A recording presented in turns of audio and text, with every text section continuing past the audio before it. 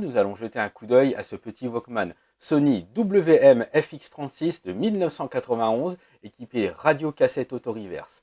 Nous allons le restaurer et après nous allons nous attarder sur ses fonctionnalités et faire évidemment un test complet. On démarre tout de suite ça après un coup de chiffon.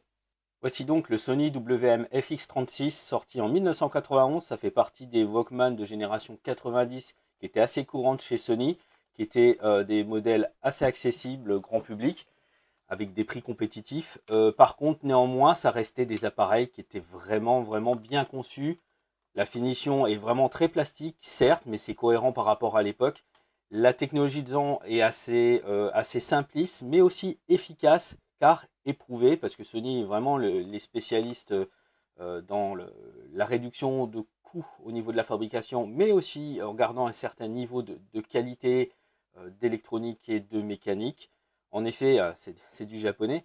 Et au début des Walkman, Sony était vraiment assez balèze pour créer des appareils très sophistiqués, mais aussi très complexes à tous les niveaux, qu'ils soient électroniques ou mécaniques. Donc ces appareils sont vraiment relativement simples à prendre en main, évidemment, mais aussi simples mécaniquement à réparer, parce que c'est vrai que, comme je le disais, Sony a trouvé des méthodes de fabrication afin de simplifier au mieux la mécanique et ainsi que l'électronique. Ils sont relativement fiables.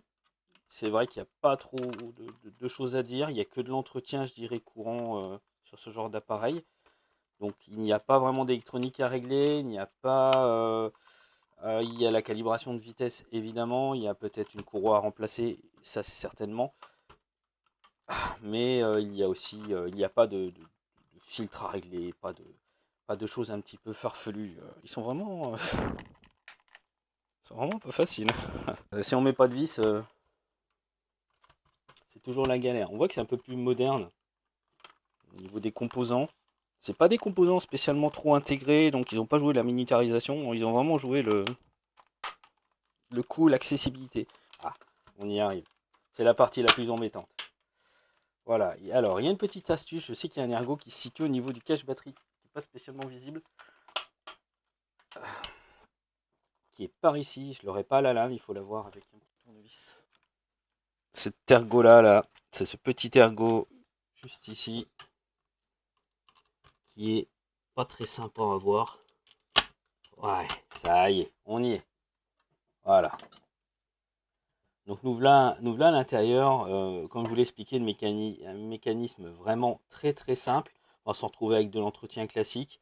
Je ne l'ai pas allumé avant, pourquoi? Parce que tout simplement, je savais que si je mettais des piles dedans et que j'enclenchais la lecture, on allait se retrouver avec une courroie qui allait déjanter comme ça, peut-être même se casser et laisser des traces partout. Donc c'était une évidence de ne pas le démarrer. Ce Walkman est aussi équipé en façade donc d'un petit égaliseur de bande pour le haut et bas. Alors quelles sont les fréquences exactes, je ne sais pas. J'imagine que ça on est aux alentours de 15 kHz, et de ça au niveau de 100 kg, de 200 Hz. Il y a la fonctionnalité Megabass. Megabass, c'est quoi? C'est un petit circuit de chez Sony. C'est vraiment propriétaire à eux, qui permet d'amplifier assez fortement les basses pour donner un effet boom boom, parce que les casques d'époque étaient quand même de relativement de mauvaise qualité.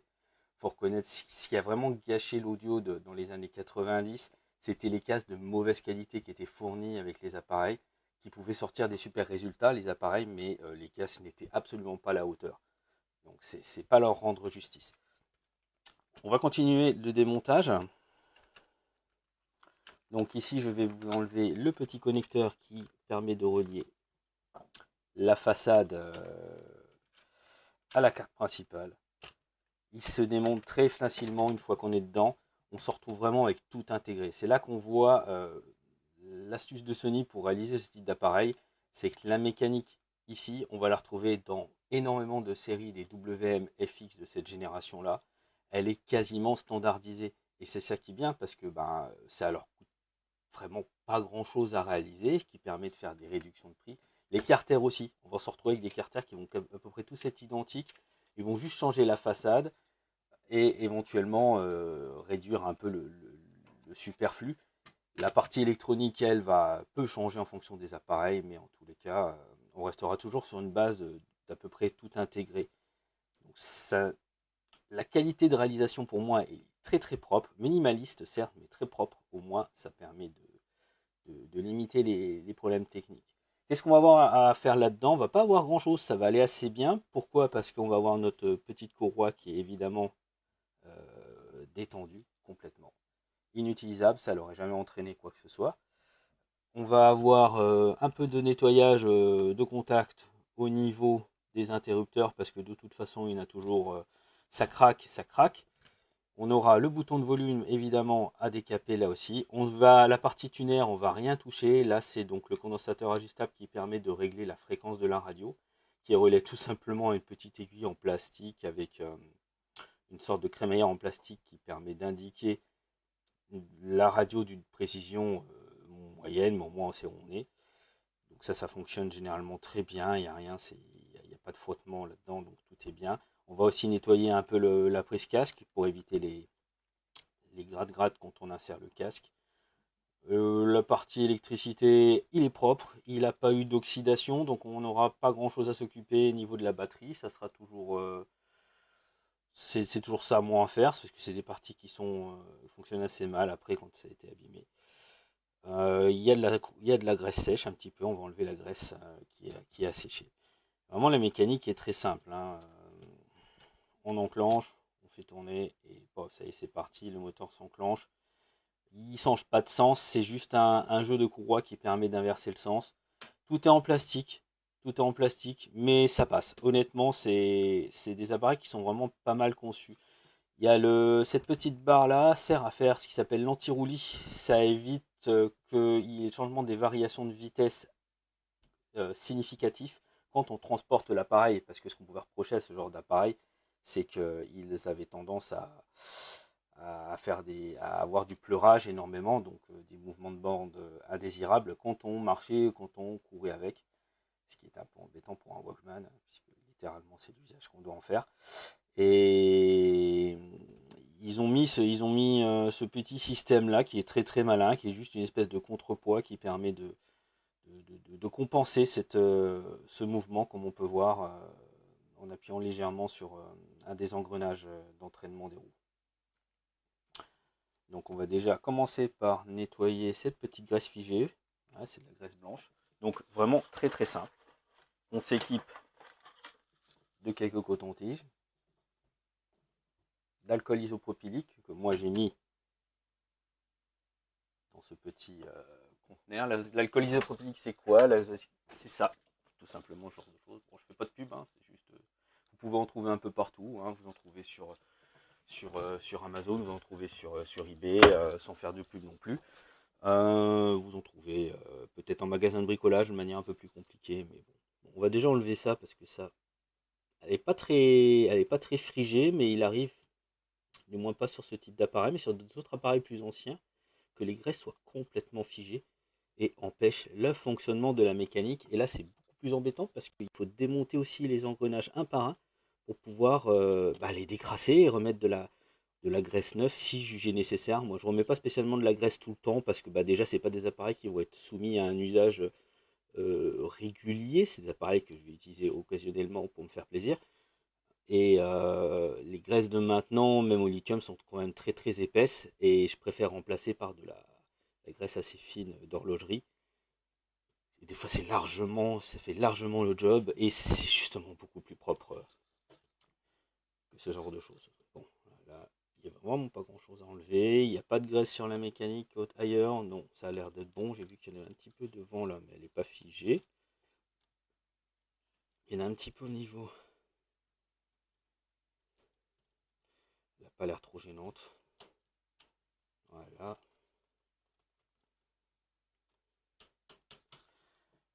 Ouais, au niveau de la radio, ça ira. Je vais donc remettre un petit peu d'huile d'horloger. Ça, c'est de l'huile d'horloger. Je sais plus où je l'ai trouvé, mais vous trouvez ça en magasin de bricolage. On va juste en mettre un petit peu le long. De toute façon, c'est ça qu'il veut. Tac.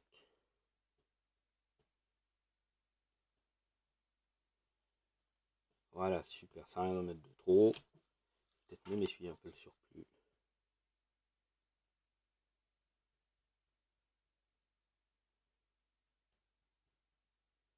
Voilà, ça c'est vraiment ce qu'il faut, ni plus ni moins.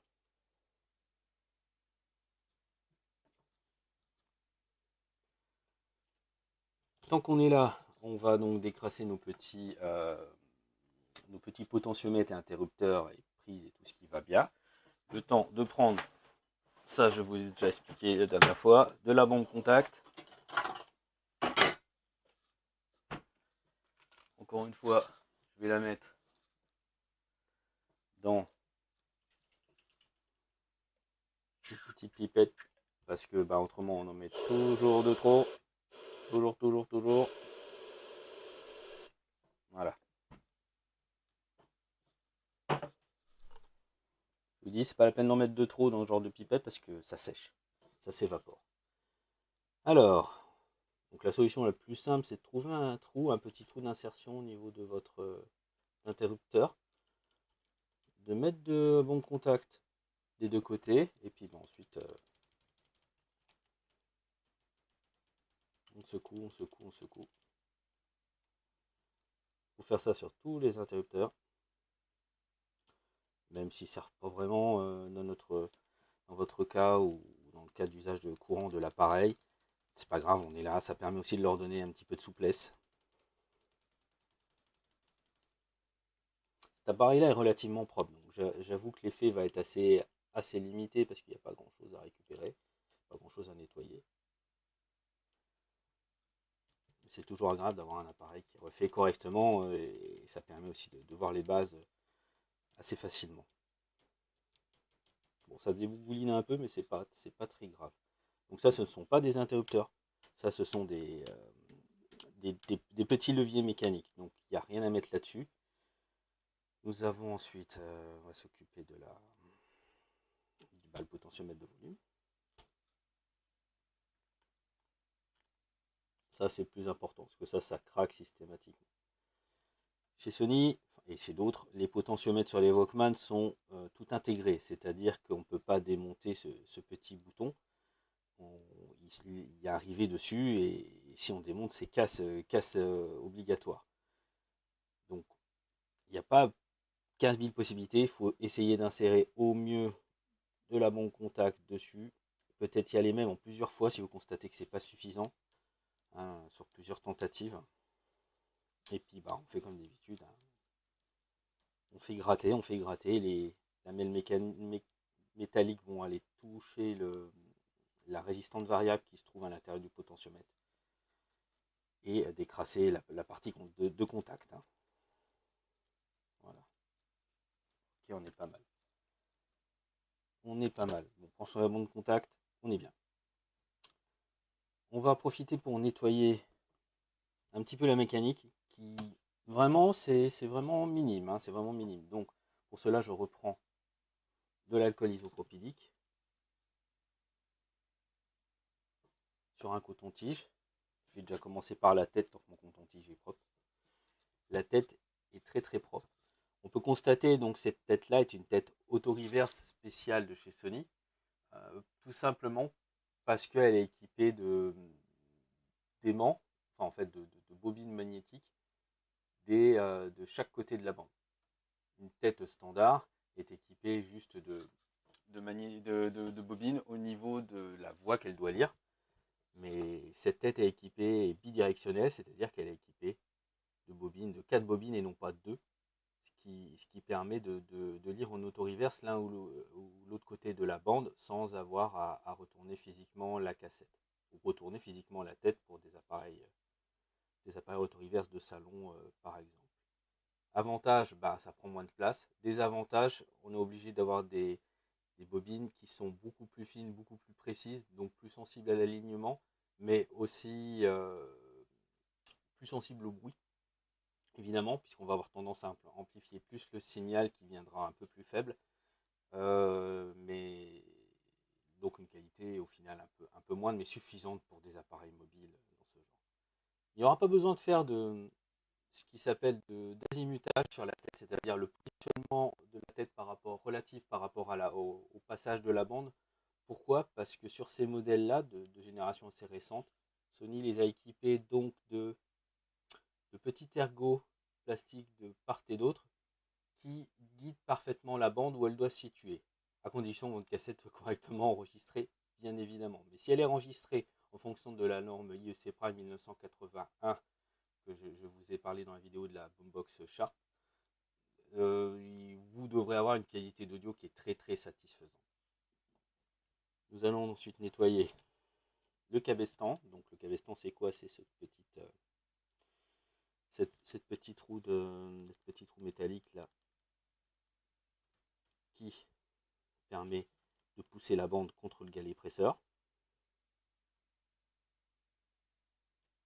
Généralement, c'est les éléments qui prennent le plus de saleté. Ça dépend de la qualité de la bande qui a été défilée. Si vous avez utilisé des cassettes des années 70 qui sont du ferro, des choses comme ça, c'est clair que vous allez avoir de l'encrassement assez rapide et de l'usure prématurée. Si vous utilisez des cassettes de bonne qualité, assez modernes, ou alors des chromes, là vous allez avoir beaucoup moins d'ennuis et d'usure, parce que là tout simplement il y a moins de particules agressives sur ce type de cassette. Petit nettoyage en profondeur. En profiter tant qu'on a la tête dedans, parce que quand l'appareil est refermé, on n'a quasiment pas de marge de manœuvre et c'est beaucoup plus handicapant. Donc moi j'aime bien faire ça à fond tant qu'on est là. Ça prend quelques minutes en plus et ça permet d'avoir un résultat qui est propre au final. Nous allons nettoyer ensuite les galets presseurs. Sur cet appareil, c'est pareil. Le galet est en très très bon état. Je pense qu'il n'a pas beaucoup d'heures de vol. Honnêtement, il n'a pas dû beaucoup tourner. On va récupérer un peu de saleté. Voilà. Il y en a toujours. Je fais ça avec de l'alcool isopropylique, mais c'est vrai que c'est un petit peu agressif pour les galets. Ça les dessèche aussi un petit peu. Il faudrait faire ça avec du dispersant actif, qui est un produit spécial pour nettoyer les plastiques, mais qui est aussi un petit peu gras. Pour un petit usage ponctuel comme ça, l'isopro, ça marche très très bien, il n'y a pas de souci.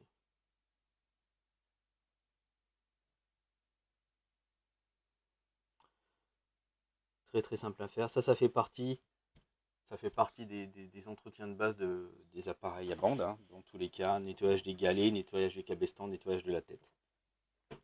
Je vais remettre une courroie. Nous allons voir pour remettre une petite courroie. Au passage, nous avons quantité phénoménale de condensateurs chimiques. Pour ceux qui connaissent, les condensateurs chimiques, à l'intérieur, il y a de l'électrolyte, donc entre guillemets un peu de chimie, comme son nom l'indique.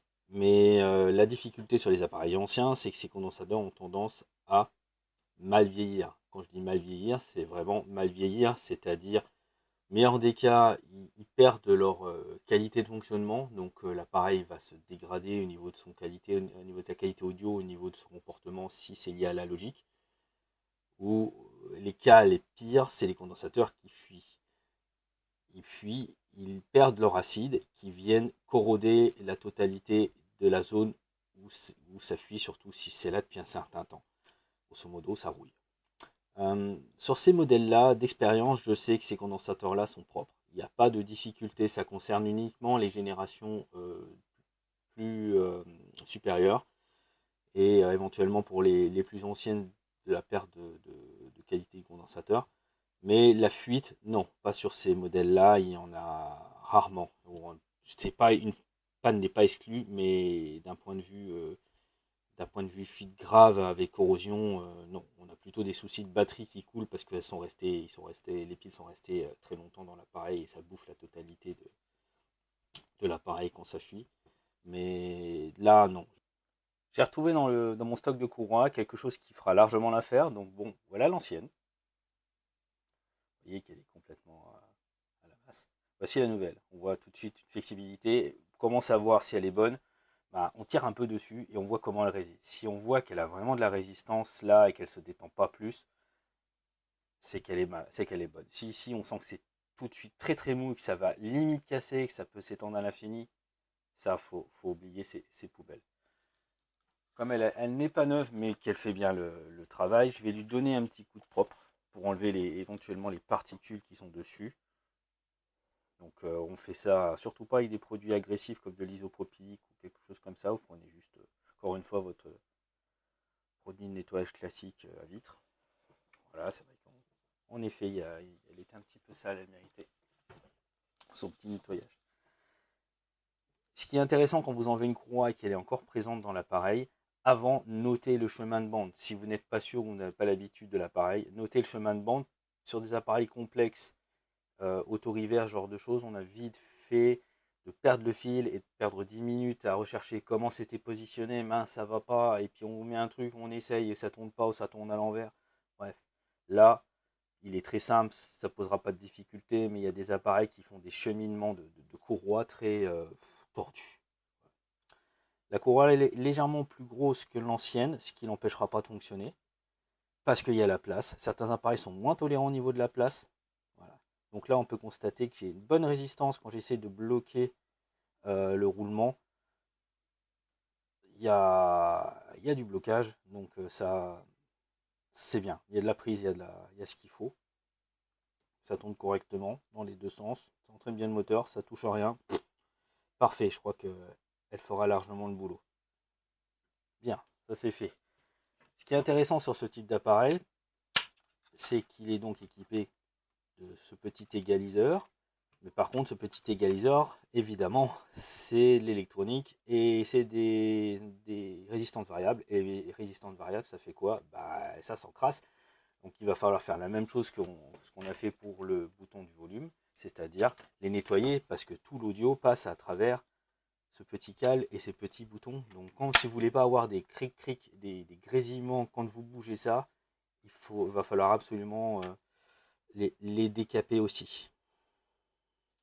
Donc celui-là est assez simple. Je pense qu'on va pouvoir l'avoir sans tout démonter. Il n'est pas rare de devoir démonter toute la façade pour pouvoir retirer ce type de mini carte fille. Là j'ai juste un petit ergot à pousser. Ah oui, mais en même temps il faut que j'enlève ça. Toc, on enlève les caches. On aurait même pu l'avoir par là, mais bon, on va pas le faire comme ça. Celui-là il a l'air d'être intègre. Voilà, ça vient. Ok, lève-le.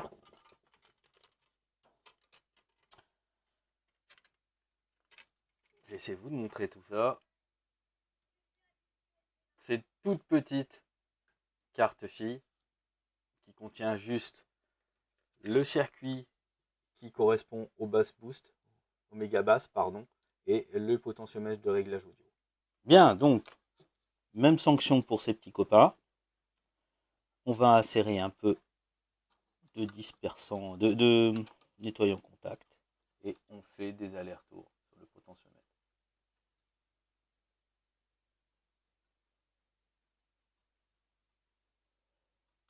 On voit vraiment que c'est des potentiomètres qui ont été faits spécifiquement pour ce type d'appareil. Il y a vraiment une commande de chez Sony qui a été faite pour ce genre de choses. À l'époque, c'était pas rare que des composants, des circuits soient fabriqués à la demande et aux besoins du fabricant. Voilà, c'est propre. On va réinsérer la carte fille. Faisant attention parce que le bouton méga basse, là, il a évidemment sa position off. On peut constater que le voyant, c'est pas un voyant, c'est juste une petite peinture jaune qui vient masquer ou pas la vue. Donc il faut juste faire attention parce que ce mini interrupteur ici, évidemment, lui aussi a sa position. Donc si on insère ça pas correctement ici, on risque de casser le petit ergot qui sert de manipulation. Voilà, c'est réinséré difficilement. Je vais ensuite nettoyer, tant qu'on est là, les interrupteurs. Parce que l'accès n'est pas facile.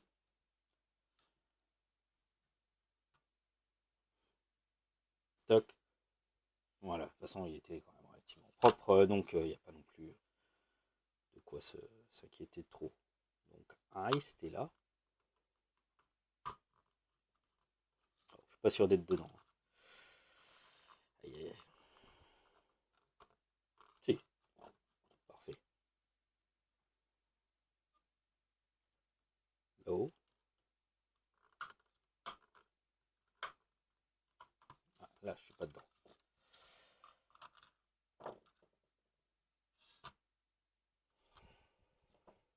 On va le ramener un peu par là, au centre. Voilà. Super, je suis dedans. Voilà, donc là, c'est décapé, ça ne devrait pas nous poser de problème audio. J'en profite, je reviens sur ma carte mère. Je vais aller nettoyer la prise jack. La prise jack, c'est classique de la chose qui gratouille. Faire un peu attention, en utilisant un contre-outil, il faut toujours faire un peu attention, parce qu'il est possible de perdre du coton intérieur. Donc, ça va, cette prise-là, elles ont une sortie, on voit qu'elles sortent là, donc on peut récupérer le coup, mais c'est déjà arrivé, et ça m'est déjà arrivé de perdre du coton dans des prises, et là c'est un petit peu embêtant, et puis rien qui rentre, et en plus ça donne pas un bon son, comme par hasard. Voilà, pareil, on rentre avec le produit, ça va. Honnêtement, c'est un appareil qui reste en un très très bon état. Franchement, il n'y a rien de spécial. On va se retrouver avec un circuit ici qui doit correspondre au tuner radio. Donc c'est le circuit qui va gérer vraiment toute la circuiterie qui va gérer la partie radio. Ici on va se retrouver avec je pense que c'est le préampli qui permet de gérer la tête et la partie audio. On en voit un autre ici, par contre je vois pas la référence. Peut-être le Dolby ça. Ici, ça doit être le régulateur qui permet de gérer la vitesse du moteur. Donc on va se retrouver ici avec un petit potentiomètre juste là qui permet d'ajuster la vitesse, mais ça on le fera depuis l'extérieur, puisqu'il est accessible. Ici c'est l'antenne AM, ou donc grandes ondes moyennes, du Walkman. Donc on voit en effet que c'est une série de bobinages autour de la ferrite. Voilà, il y a deux bobines distinctes a priori. Donc voilà. La fameuse tête donc bidirectionnelle. Le câble flexible de connexion. Ces câbles-là sont quand même super fragiles. C'est pas très... là, il craint rien vu sa position et surtout il n'y a pas eu de démontage, mais sur des appareils où c'est qu'il y a de la soudure par exemple, là il est connecté avec un connecteur donc ça passe, mais côté soudure, c'est toujours à prendre avec des pincettes. Faire attention, il y a toujours risque de casser, ce petit bitonio et là c'est un petit peu pénible à remettre en état et même des fois on n'y arrive pas. Faut ressouder par-dessus. Voilà. Donc, je pense que là, la restauration est terminée. Il n'y avait vraiment pas grand-chose. Hein. C'est un appareil très propre, très simple. C'est appréciable à faire. Voilà. Et même pour ceux qui débutent, ça coûte pas trop cher. Vous en trouvez assez facilement en vide-grenier ou en occasion sur les divers sites d'occasion que vous pouvez utiliser. Honnêtement, c'est des appareils. Ne dépensez pas des sommes folles. Voilà, ça c'est des appareils à quelques euros, pas plus. Voilà, moi j'ai dû les toucher à 1 ou 2 euros. C'est un bon prix. Voilà, si vous excédez 5 euros sur un appareil, pour ce type d'appareil, pour moi, enfin du moins ces modèles-là, non, non, non, négocier. Négocier. Voilà, donc j'ai des piles, et on peut constater que tout fonctionne normalement au niveau de la mécanique. Là, je change le sens de la cassette, donc vous pouvez voir qu'on change le fonctionnement des roues qui guident les bobines, transportent les bobines. Le moteur ne change pas, par contre il se passe des choses en intérieur qui fait que ça change de sens. Voilà. Voici constaté. Changement mécanique. C'est quand même relié à un petit interrupteur électronique qui permet de choisir quelle bobine on active au niveau de la tête. Comme maintenant il a l'air de fonctionner correctement, je vais le remonter. Nous allons faire des essais audio et nous ferons une petite calibration de vitesse avec un petit nettoyage, avec une petite démagnétisation de tête, chose que j'ai oublié de faire, mais on va pouvoir le faire. Ça fait partie des choses d'entretien classique, donc c'est juste qu'ils peuvent faire appareil complet. Il n'y a pas de difficulté là-dessus. Donc le temps de remonter ça et on continue. Pour démagnétiser la tête d'un appareil à bande, que ce soit un Walkman, un appareil de salon à cassette ou un magnéto à bande à l'ancienne, je vais utiliser ce Akai AH-9 qui date, je ne sais pas, honnêtement, je pense, des années 70. C'est un démagnétiseur qui était fourni avec un magnéto à bande et que j'ai depuis très très longtemps. Donc, il fonctionne parfaitement. On en trouve sur internet des plus simples, mais je trouve que c'est très très cher pour ce que c'est parce que grosso modo, c'est un électroaimant. Pourquoi on fait ça?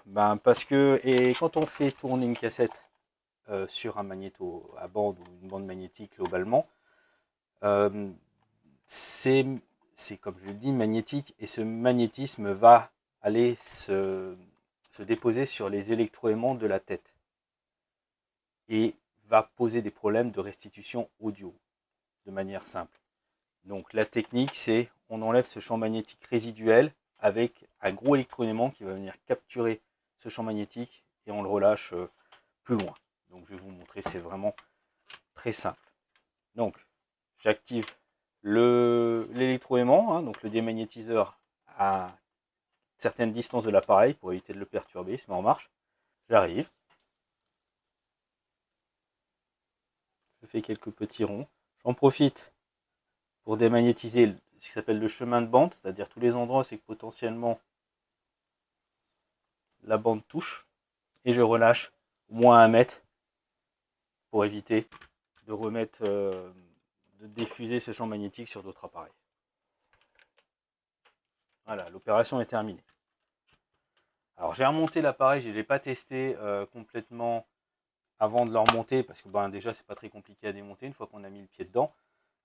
Et c'est très ennuyeux parce que les piles font que de se sauver autrement et pour tester c'est un petit peu la galère. Donc j'ai préféré le remonter parce que j'ai vraiment confiance qu'il fonctionne correctement.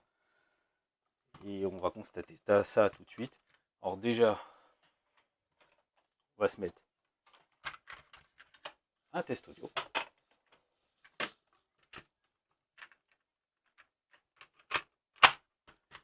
Et lecture. Alors, je suis où là?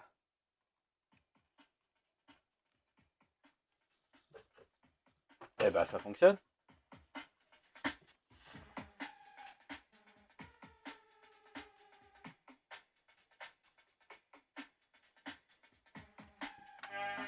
L'autre face.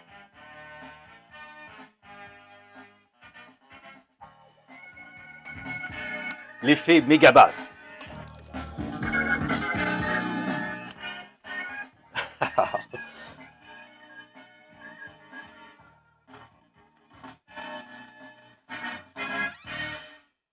Alors j'ai pas des super enceintes. Bon, en tout cas, il fonctionne, c'est déjà ça. Donc mécaniquement, c'est au point. La radio, bon, j'imagine qu'on est pareil, c'est fonctionnel. C'est fonctionnel. Oui, ça fonctionne. On entend bien le décodeur stéréo qui s'enclenche. Donc c'est bien. Ok, d'accord, tout va bien. Donc faut faire attention parce que si vous mettez restez en FM, vous laissez de Dolby allumé, donc ça vous donne une qualité audio de restitution qui n'est pas bonne si vous n'êtes pas une cassette enregistrée Dolby, ce qui est le cas avec la cassette qui est dedans. Donc il faut bien penser quand vous mettez une cassette, faire la lecture. Économie, tout simplement. Pourquoi ça? Ça évite d'avoir 2 interrupteurs à intégrer. Un seul, c'est très bien, ça fait le taf, et puis vous basculez pas tout le temps. Personnellement, j'aurais mis la FM sur off et puis la AM sur on, mais bon, c'est des choix. Fait par Sony. Donc le circuit mégabass fonctionne, l'égaliseur fonctionne, je l'ai constaté. Hein, au micro, vous avez peut-être pas entendu, mais je l'ai manipulé, j'entendais bien les changements audio. Pour calibrer la vitesse, on utilise des cassettes jauge. Par exemple, cette cassette de chez Abex, qui est spécialement été enregistrée pour avoir un signal de 3 kHz à moins 4 dB. Donc pourquoi 3 kHz? Parce que ça permet de faire un réglage assez fin de la vitesse sans avoir quelque chose qui est difficilement lisible par des appareils de basse qualité. Donc ces cassettes-là sont un peu compliquées à trouver. Surtout, elles ont une spécificité, c'est que toutes les cassettes de marque, c'est-à-dire Abex, TIC, Sony ou cassettes fabricants, sont enregistrées sur la totalité de la bande. Quand on enregistre avec un enregistreur normal, on va enregistrer la piste gauche-droite et on va enregistrer la piste face A, face B, pardon. Et c'est pas la totalité de la bande. Entre ça, il y a toujours un petit gap, un petit espacement qui fait que ça permet la restitution stéréo, ça s'appelle la séparation. Ces cassettes-là ne doivent pas tenir compte de la séparation, sinon elles peuvent potentiellement fausser la mesure.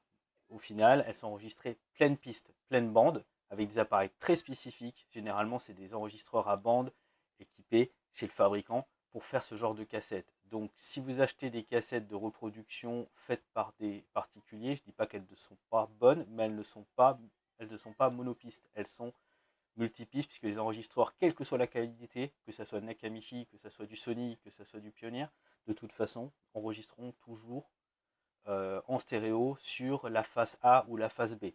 Donc la calibration sera par rapport à l'appareil qui l'a enregistré et non pas par rapport au standard. Donc il y aura toujours un décalage. C'est pour ça que c'est compliqué d'avoir ces cassettes-là, parce que évidemment c'est plus fabriqué. Je sais qu'il y a des fabricants chinois qui refont des cassettes. Je ne connais pas leur qualité. Si quelqu'un peut me donner ces informations-là en commentaire, ça m'arrangerait. Parce que j'ai pas envie d'acheter ce genre de cassettes tant que j'arrive encore à procurer ces cassettes-là, qui sont relativement coûteuses. Mais bon, une fois que vous l'avez quand même pour un certain temps. C'est un investissement, hein. C'est comme si j'achetais du Bosch pour faire du bricolage. J'achète du Bosch, je sais que ça va durer, quoi, hein. C'est fait pour durer. Et il y a de l'usure. Une fois que c'est usé, bah, c'est fini. Mais bon, dans le cas d'une cassette de calibration de vitesse, on n'aura pas ces difficultés-là. On n'aura pas ces problématiques-là. Pour éviter quand même de l'abîmer, et étant donné que la précision de l'appareil est quand même relative, je vais utiliser ma copie carbone. La copie carbone, si je puis dire. Ça a été fait par mes soins avec la fameuse bootbox Sharp que je vous ai présentée dans une vidéo précédente, qui a un mécanisme unique qui entraîne deux cassettes simultanément via le même cabestan. Donc la vitesse j'ai dupliqué ma cassette sur cette cassette-là, non pas parce que je ne pouvais pas générer de signal, mais tout simplement pour avoir une référence qui s'approche le plus possible de ce que donne la cassette. Puisque la cassette est censée être stable au niveau de sa position, que la bobine soit remplie ou que la bobine soit pleine, qu'une des deux bobines soit remplie ou pleine, il ne tourne pas tout à fait à la même vitesse, le lecteur. C'est pour ça qu'on a des appareils à quartz qui corrigent ce genre de problème. Et sur les appareils non quartz, non régulés, on a toujours ce delta de vitesse. Grosso modo, ça va plus vite au début et ça va moins vite à la fin. Donc c'est peut-être pas très sensible au niveau de l'écoute, mais il faut savoir qu'on a un delta en fonction de la position de la bande et de sa vitesse de défilement. Donc je préfère utiliser ce genre de cassette qui est une duplication identique au niveau du signal et surtout au niveau de sa vitesse, ce qui permet d'éviter d'abîmer ma cassette de calibration que je préfère conserver pour des appareils qui sont beaucoup plus précis. L'avantage c'est qu'en plus elle est au milieu, donc ça me permet de me donner une estimation. Donc comment ça va fonctionner? Bah déjà je prépare l'appareil, donc je vérifie que j'ai pas de Dolby, je vérifie que j'ai pas de mégabass ou autre réglage à la mort moelleux qui ne pourrait fausser la lecture. J'ai donc tout simplement branché la sortie casque du Walkman à mon oscilloscope et je vais mesurer la fréquence du signal fourni par ma bande et à travers l'appareil et on va le calibrer en fonction de ce qui ressort. Ici on se retrouve, on a un tout petit trou qui permet juste d'insérer un tournevis et ce petit trou nous amène au fameux petit réglage de vitesse moteur que je vous ai montré. Ah, c'est peut-être celui-là, je ne sais plus, on va le retrouver. Et en bougeant ça, bah, on va ajuster la vitesse tout simplement et on va tomber sur la fréquence qui est donc 3 kHz, 3000 Hz. Si elle est bonne, si on est à peu près dans cette marge de tolérance, il y a toujours une petite marge de tolérance, hein, on ne va pas aller la chercher sur le catalogue Sony parce que bah, ça serait assez inutile pour ce type d'appareil. On est aux alentours de 3000, on est bon. On refera un retest, vérifier que l'audio est ok, que la vitesse a peut-être changé par rapport à ce que je vous ai fait écouter tout à l'heure. Mais on sera bon. On doit faire systématiquement une calibration de vitesse quand il y a changement de courroie ou quand il y a intervention sur la mécanique. Parce que dès qu'on touche à la mécanique, on change la courroie, on change les caractéristiques physiques du transport de bande, et à partir de là, une recalibration est nécessaire. Nous y sommes, on va pouvoir régler la vitesse. Donc, rien de très compliqué, mon oscilloscope, je l'ai vraiment mis juste pour pouvoir avoir un signal qui s'affiche plein écran, sur quel que soit le niveau d'entrée. Donc vraiment rien d'exceptionnel sur le canal 1, parce que il n'y a pas besoin des deux canaux, on pourrait, mais ça apportera un peu d'intérêt vu que c'est une copie de cassette. Voilà, donc on peut constater que la vitesse de lecture est aux alentours de 2,930 kHz. Je me demande si je peux pas faire une mesure. Voilà, 2,930. Donc on n'est pas trop mal, on est un petit peu lent. On va légèrement la monter. C'est là que ça se joue vraiment pas grand chose près. Sachant que je suis au milieu de cassette, donc c'est pas déconnant non plus que je sois en vitesse un petit peu en dessous. Ouais. On va essayer de se caler. On va essayer de se caler à 3 maxi. Voilà. Je pense que je suis bien là. Je vais pas tenter. Ouais, c'est bien, c'est bien. Je pense que je suis vraiment dans les spécifications fabricant. Je retourne l'appareil. Je secoue l'appareil, on peut constater que l'anti-roulis fait bien son boulot, parce que là je suis vraiment en train de le bouger, et honnêtement ça bouge pas de trop, c'est bien. C'est très très bien, bien joué Sony, bon boulot. Donc tout marche bien, la vitesse est bonne, on bascule.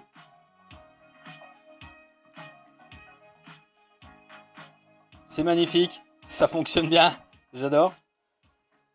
On va mettre le bass boost, vous allez voir la différence. Alors vous allez voir la différence. Avec le micro, je pense pas que vous ayez grand chose. Ah, on a un petit égaliseur. Ah oui, sans bass boost.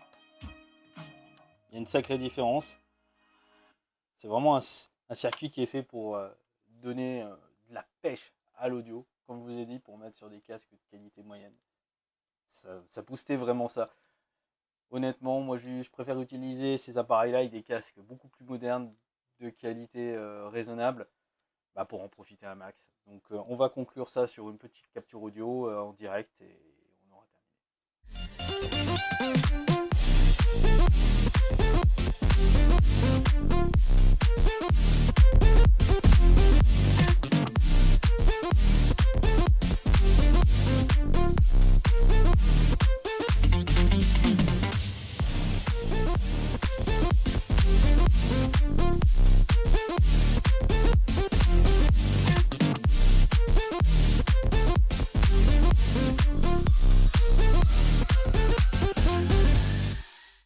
C'en est donc terminé pour la restauration de ce Sony WM-FX36 de 1991, un appareil simple, robuste, éprouvé de chez Sony, de la mécanique qui va bien à réparer, qu'on peut trouver pour quelques euros en vide-grenier ou sur internet. Donc n'hésitez pas à investir, vous voyez que c'est pas très compliqué à remettre en état. Donc qui fonctionne bien aussi au final, avec une qualité d'audio qui est satisfaisante. Si ce contenu vous a intéressé, n'hésitez pas à mettre un petit pouce vers le haut pour le référencement de la chaîne. N'hésitez pas à lâcher des commentaires juste en dessous si vous avez des choses à ajouter, si vous avez des histoires à raconter, ou si vous voulez juste voir des contenus différents. N'hésitez pas. C'est le début de la chaîne, donc je suis ouvert à tout.